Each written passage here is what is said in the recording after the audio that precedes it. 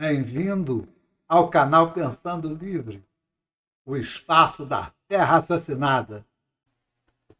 Vamos dar continuidade ao estudo dos romances na ótica do codificador. Vamos ver o que escreveu Kardec por meio da Revista Espírita. Em 1865, disse ele sobre a ideia da dupla vista, que já havia sido publicada anteriormente e que novamente surgiu um outro boletim, outra publicação tratando do mesmo assunto. E ele diz que essas relações da pluralidade da existência e nas relações espontâneas que se estabelecem entre vivos e mortos é que surgem essas ideias que estão sendo tratadas de forma romancesca. Aí só faltou escrever, naquele momento, que a gente estava falando do Espiritismo. Não, eram romances publicados sobre o Espiritismo. Na revista também, em dezembro de 65, tem outra análise crítica feita por Kardec dos dois livros, Espírita e A Dupla Vista.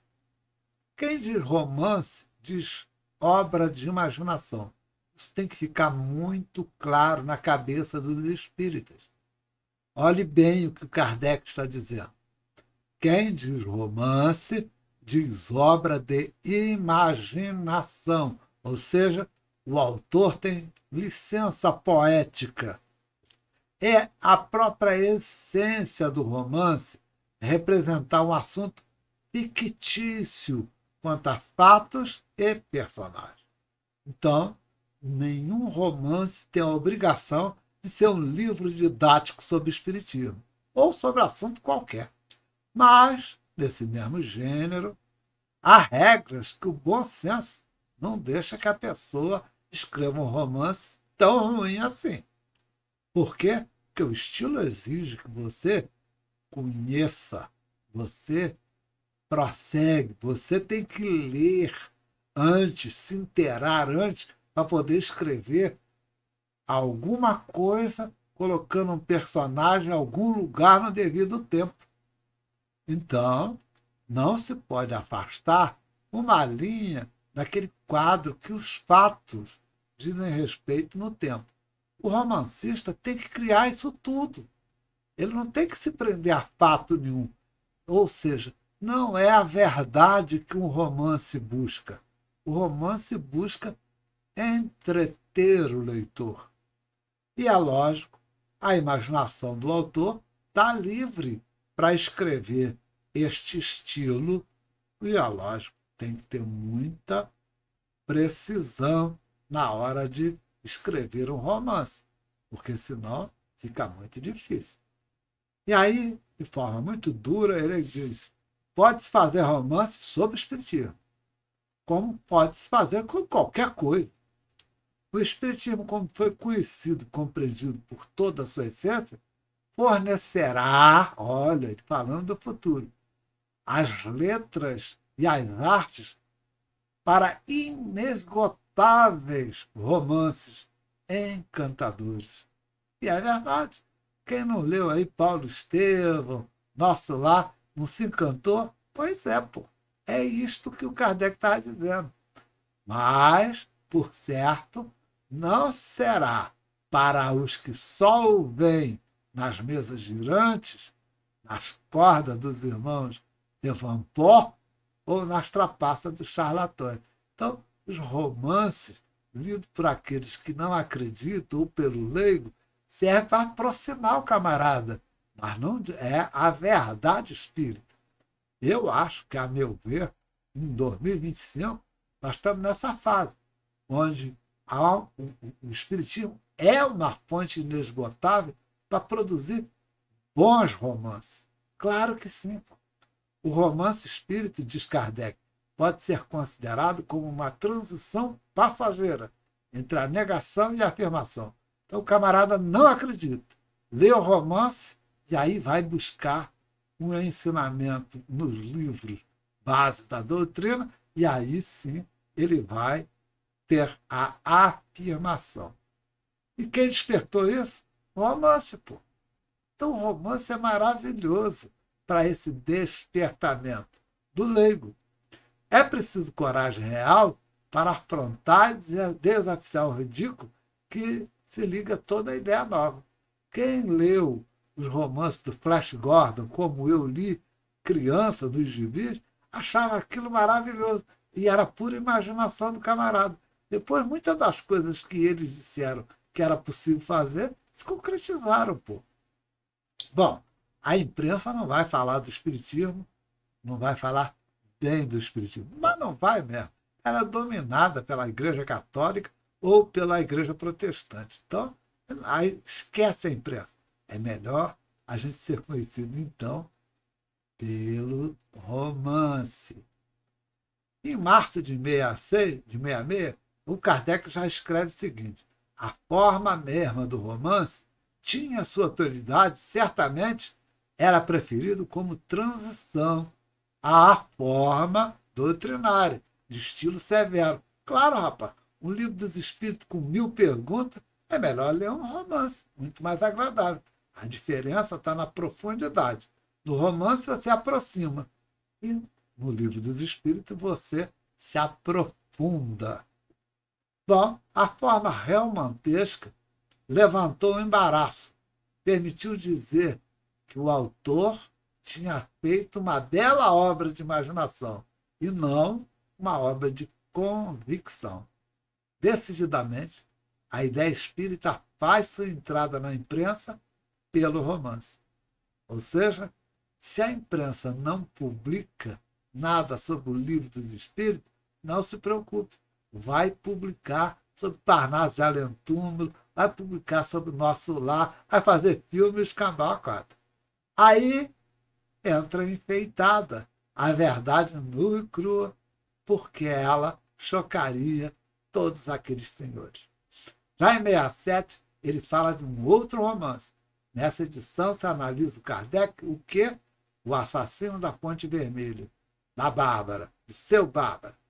O romance pode ser uma maneira de exprimir esse pensamento espírita, sem se comprometer. Ora, tudo é permitido na fantasia, no romance, na ficção.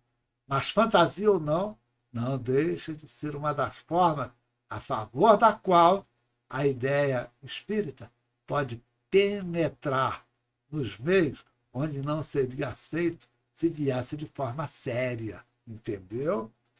Em fevereiro de 67, Kardec também faz outra análise sobre outro romance chamado Mireta.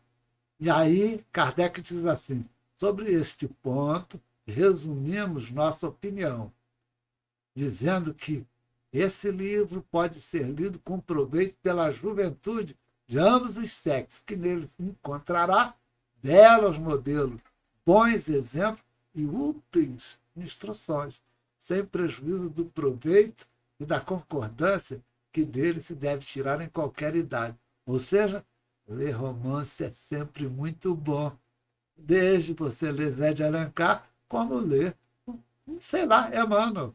Por que não?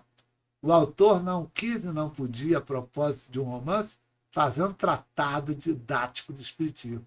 E aí que está a diferença entre romance e livros didáticos do espiritismo. Quem quer estudar seriamente o espiritismo não vai ler, não vai estudar pelos romances. Ele vai se entreter com romance, mas vai estudar com outra coisa. Em 67 se lança o tal do Romance do Futuro.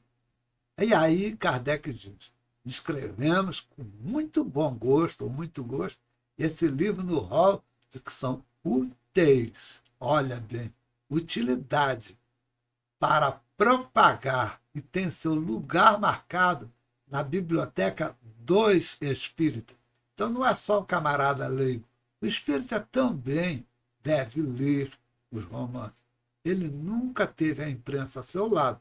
Então, para fazer propaganda da doutrina, leia os romances que as pessoas escrevem sobre isso daí. Ele também pega uma novela chamada Fernanda, e aí diz sobre ela o seguinte: É a universalidade do ensino, sancionada ademais pela lógica, que fez e que completará a doutrina espírita. Logo, a doutrina não estava pronta nas mãos de Kardec, há muito a ser feito. E segundo, há muita coisa, inclusive romance, para ser escrito, para que avance o espiritismo. As opiniões individuais podem congregar alguns indivíduos, mas forçosamente circunscrita. Você quer universalidade? Então publica aí um livro do tipo Romance de Jorge Amado, Guimarães Rosa, e você vai ver milhões de pessoas lendo e conhecendo. Pois bem, Kardec deixa claro que a opinião é de uma pessoa encarnada. Então, quem dá opinião não são os espíritos, são as pessoas encarnadas. Já no final do ano, Razão do Espiritismo é publicado.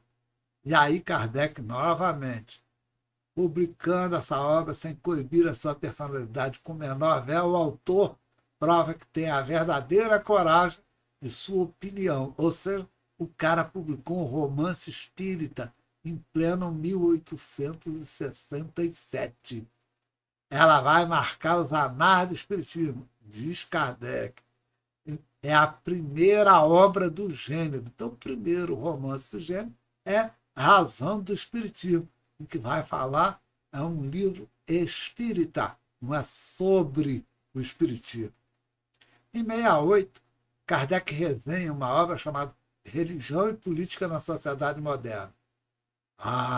É uma obra de um profundo pensador e de um espírita convicto. Ou seja, agora sim, os espíritas já estão escrevendo, e não só Kardec. E se não completa, mas não aprovamos todas as conclusões que chegam. Ninguém tem que concordar com tudo que nasce no meio do romance. Enquanto for romance, meu chapa, a coisa é assim. Nem tudo você vai concordar, porque tem a imaginação, a ficção, aí pelo meio. Não impor um espiritismo jamais. Por quê? Porque você tem que ensinar, mas não tem que impor a doutrina espírita a ninguém. Vai quem quer. De preferência, para de levar a criança pequena para o centro para assistir palestra doutrinária. É um porre, pô. Não faz isso com a criança. É melhor, se estiver no centro, uma evangelização infantil, deixa lá com a gurizada brincando. Ou não leva, deixa em casa. Em 68 ainda, Kardec escreveu sobre um outro romance, o Regimento Fantástico. Esse aí, um romance que ele recomenda. Por quê? Porque é algo que ele está propondo, o autor está propondo, até um negócio que 100 anos depois aconteceu, que é os Estados Unidos da América, a comunidade comum europeia, né? É estranho. Esse autor já escreveu lá no livro.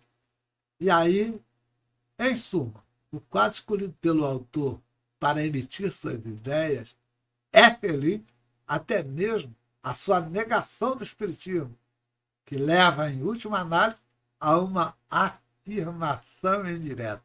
Eita, cara, porque fez um livro interessante e muito útil, apesar do autor falar que eu não sou espírita. Resumindo, nós precisamos concordar totalmente com o romance.